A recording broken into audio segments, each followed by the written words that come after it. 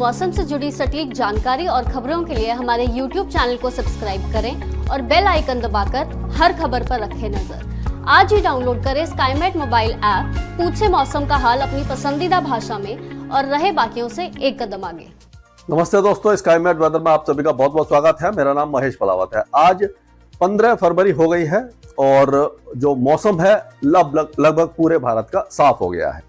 जो बारिश की गतिविधियां देखी थी हमने विदर्भ में, पूर्वी मध्य प्रदेश है, पूर्वी उत्तर प्रदेश में, झारखंड, बिहार, उड़ीसा, पश्चिम बंगाल में, वो लगभग थम गई हैं। और आज जो वेदर एक्टिविटी है, ये जो वेदर सिस्टम बने हुए हैं, आप देखिए एक ट्रफ बनी हुई है, तो इसका जो असर है, ये एंटी साइक्लोन है, यहाँ से भी ये हवाएं दे रहा है, यानी कि ये जो हवाएं हैं बंगाल की खाड़ी से आ रही हैं, तो झारखंड के कुछ इलाके और गंगे पश्चिम बंगाल में आज हल्की फुल्की बारिश की गतिविधियां हो सकती हैं।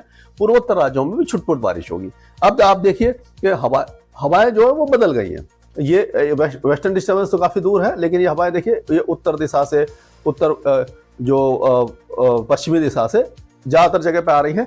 तो ये क्या करेंगे कि अभी टेम्परेचर को थोड़ा सा स्टेबल रखेगी, बहुत ज्यादा गिरेंगे नहीं, हल्के फुल्के जो मिनिमम टेम्परेचर में थोड़ा बहुत कहीं कहीं गिरावट हो सकती है। लेकिन क्योंकि अब बढ़ने वाले हैं टेम्परेचर, गर्मी बढ़ रही है और जो मौसम बदल रहा है, लेकिन ये थोड़ा सा बैलेंस बना के रखेंगे। जो टेम्परेचर गिर रहे थे थोड़ा सा रोक के रखेंगे, लेकिन उसके बाद क्या होगा कि वेस्टर्न डिस्टर्बेंस जैसे जैसे पास आने लग जाएगा, तो क्या होगा, जैसे ये वेस्टर्न डिस्टर्बेंस पास आ गया, ये अगले दिन का है, और इंड्यूस्ड साइक्लोनिक सर्कुलेशन अफगानिस्तान के ऊपर बन जाएगा और हवाएं धीरे धीरे टर्न होना शुरू हो जाएंगी। तो क्या होगा कि जो मिनिमम टेम्परेचर है वो धीरे धीरे बढ़ना शुरू हो जाते हैं।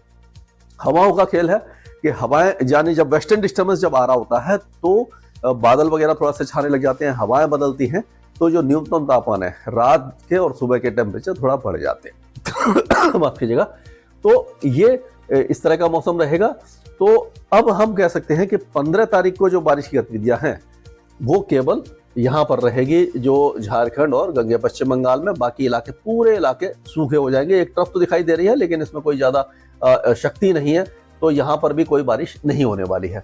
बारिश की गतिविधियां आपको काफी पीछे दिखाई देंगी, जो अफगानिस्तान और पाकिस्तान के कुछ इलाकों में रहेगी। बलूचिस्तान के कुछ इलाकों में बहुत हल्की बारिश की गतिविधियां हो सकती हैं 15-16 तारीख को।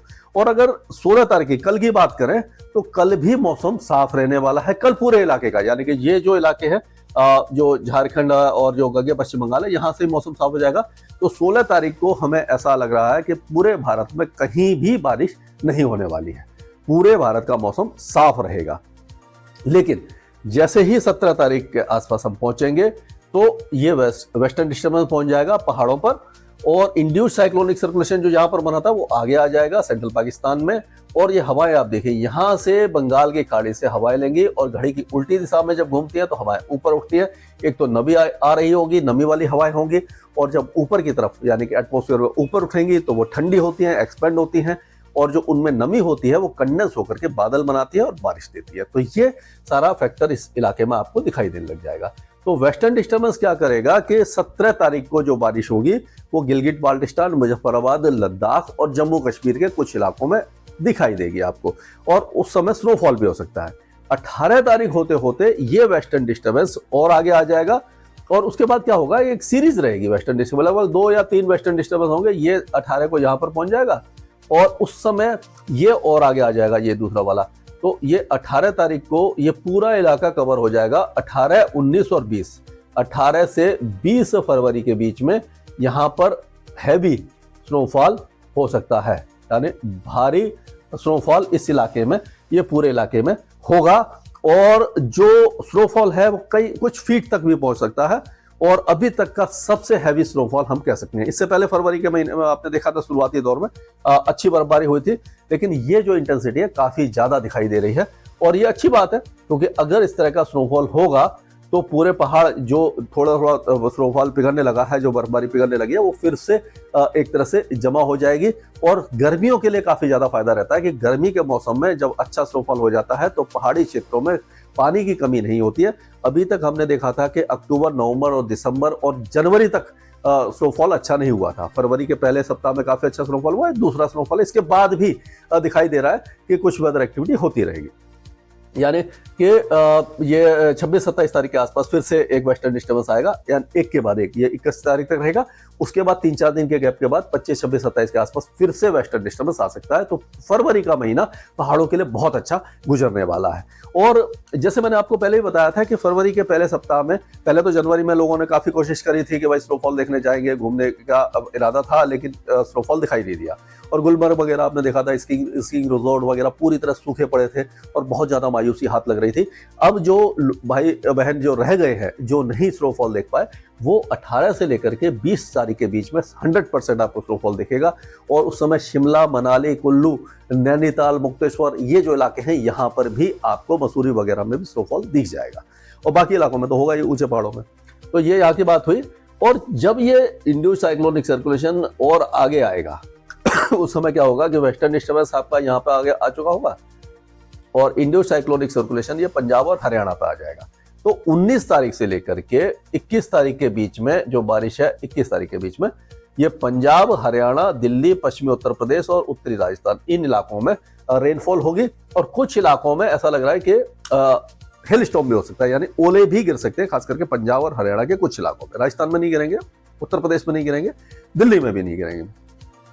19 और 20 तारीख को बारिश की गतिविधियां कई इलाकों में रहेगी। 21 तारीख को बारिश की गतिविधियां कम हो जाएंगी, पंजाब और हरियाणा और उत्तर पश्चिमी उत्तर प्रदेश में रहेंगी। लेकिन 19 और 20 तारीख को जो दिल्ली है, पश्चिमी उत्तर प्रदेश है, उत्तर प्रदेश में बरेली, मुजफ्फरनगर, सहारनपुर, बिजनौर, लखीमपुर खीरी, यहाँ से लेकर के ये पूरा, यानी कि ये आपका बुलंदशहर और अलीगढ़ तक, आगरा तक बारिश की गतिविधियां दिखाई देंगी। और जो पूर्वी उत्तर प्रदेश है वो सूखा रहेगा उस दौरान। हरियाणा के ज्यादातर इलाके, पंजाब के ज्यादातर इलाके और उत्तरी राजस्थान में बारिश की गतिविधियां रहेंगी। लेकिन दक्षिणी राजस्थान सूखा रहेगा, जैसे कि जैसलमेर, जोधपुर, बाड़मेर, सिरोही, पाली, नागौर, राजसमंद, डूंगरपुर और कोटा, बूंदी, बारां, भीलवाड़ा, झालावाड़, ये सारे इलाके साफ रहेंगे। यहाँ पर वेदर एक्टिविटी नहीं होने वाली है, उत्तरी इलाकों में ही दिखाई देगी। और गुजरात की बात करें तो गुजरात में भी कोई मौसमी गतिविधि नहीं होगी। आप देखिए एंटी साइक्लोन है, तो एंटी साइक्लोन में घड़ी की दिशा में हवाएं तो चल रही है, यहाँ से नमी वाली हवाएं आएंगी तो मिनिमम टेम्परेचर को बढ़ाएंगे। मैक्सिमम टेम्परेचर उस दौरान राजस्थान में और गुजरात में थोड़े से गिर जाएंगे, लेकिन जो न्यूनतम तापमान है वो बढ़ जाएगी। यानी सुबह और रात की सर्दी काफी ज्यादा कम हो जाएगी और दिन गर्म होने लग जाएंगे। तो ये इस तरह का मौसम यहाँ पर रहने वाला है। और अगर उत्तर प्रदेश के, पूर्वी उत्तर प्रदेश की बात करें तो 21 और 22 तारीख को जो तराई वाले इलाके हैं उत्तर प्रदेश के, वहां पर बारिश हो सकती है। लेकिन जो प्रयागराज, वाराणसी, भदोही, जौनपुर, बांदा, चित्रकूट, ये इलाके सूखे रहेंगे, यहाँ बारिश नहीं होगी। और उसी तरह से मध्य प्रदेश पूरा सूखा रहेगा और महाराष्ट्र भी पूरा सूखा रहेगा। आप देखिए 2 एंटी साइक्लोन बन रहे हैं, ये उस समय बनने वाले हैं। तो यहाँ पे क्या होगा कि यहाँ से तो ये हवाएं आ रही हैं और यहाँ से ये यहाँ पे हवाएं आ रही हैं, तो ये तो इधर पे नमी लेकर के आ रही है, यहाँ पे नमी लेकर के आ रही है, लेकिन ये आपस में मर्ज नहीं हो पा रही, इसीलिए यहाँ पर कोई मौसमी गतिविधियां नहीं होगी। अगर यहाँ से ये उत्तरी हवाएं आ रही होती और यहाँ से ये नमी वाली हवाएं आ रही होती तो इस जगह पर बारिश हो जाती, जैसे कि हमने अभी पहले देखा था सेंट्रल इंडिया और ईस्ट इंडिया में जो हुआ था। ऊपर से उत्तर पश्चिमी दिशा से हवाएं आ रही थी, यहाँ पर एंटी साइक्लोन बना हुआ था, तो यहाँ पर मर्जिंग हो रही थी, तो वो नहीं होने वाला है। 21-22 तारीख को, 22 और 23 तारीख को अरुणाचल प्रदेश, असम, मेघालय और नागालैंड, यहाँ पर अच्छी बारिश होगी। सिक्किम और अरुणाचल प्रदेश में स्नोफॉल भी होगा।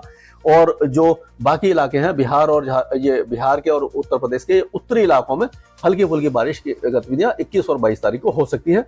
बाकी इलाके सूखे रहेंगे। और छत्तीसगढ़ की बात करें, उड़ीसा की बात करें, तो यहाँ पर अब कोई भी मौसमी गतिविधि कम से कम 1 सप्ताह तक हमें दिखाई नहीं दे रही है। यहाँ पर सर्दी धीरे धीरे विदाई की तरफ दिखाई दे रही है। यहाँ की सबकी बात हो गई। महाराष्ट्र की बात करें तो महाराष्ट्र में जो टेम्परेचर गिर रहे थे अब एंटी साइक्लोन के कारण थोड़े से बढ़ेंगे, गर्मी थोड़ी सी बढ़ जाएगी। और उसी तरह से तेलंगाना, आंध्र प्रदेश, तमिलनाडु और कर्नाटक, ये सारे इलाके, केरल सब काफी ज्यादा सूखे हो जाएंगे और यहाँ पर जो है वेदर एक्टिविटी लगभग समाप्त हो जाएगी। 21 और 22 तारीख को फिर से तमिलनाडु के कोस्टल एरियाज और केरल में बारिश की गतिविधियां शुरू हो जाएंगी। उससे पहले मौसम साफ रहेगा। लक्षद्वीप और अंडमान और निकोबार द्वीप समूह में भी कोई भी मौसमी गतिविधि हमें दिखाई नहीं दे रही। तो ये मैंने आपको बताया है 21 तारीख तक का मौसम अपडेट। 22-23 तारीख के आसपास यहाँ पर होगी। तो आज से लेकर के, यानी 15 से लेकर के 6 दिन का ये मौसम अपडेट है। इसमें जो भी चेंजेज आएंगे, कभी कभी क्या होता है कि फोरकास्ट में थोड़ा सा इधर उधर हो जाता है, तो उसके बारे में मैं आपको बताता रहूंगा। जो भी चेंजेज आए हम लोग कम्युनिकेट करते रहेंगे और आपको भी कमेंट बॉक्स में आप लिख सकते हैं। अगर ऐसा कोई वेदर है जो मैंने नहीं बताया, गलत हुआ, तो आप मुझे बताइए, जिससे कि मैं अपने फोरकास्ट में सुधार करने की कोशिश करूंगा। स्काईमेट वेदर में अभी के लिए इतना ही। मौसम से जुड़ी सटीक जानकारी और खबरों के लिए हमारे YouTube चैनल को सब्सक्राइब करें और बेल आइकन दबाकर हर खबर पर रखें नजर। आज ही डाउनलोड करें स्काईमेट मोबाइल ऐप, पूछे मौसम का हाल अपनी पसंदीदा भाषा में और रहे बाकियों से एक कदम आगे।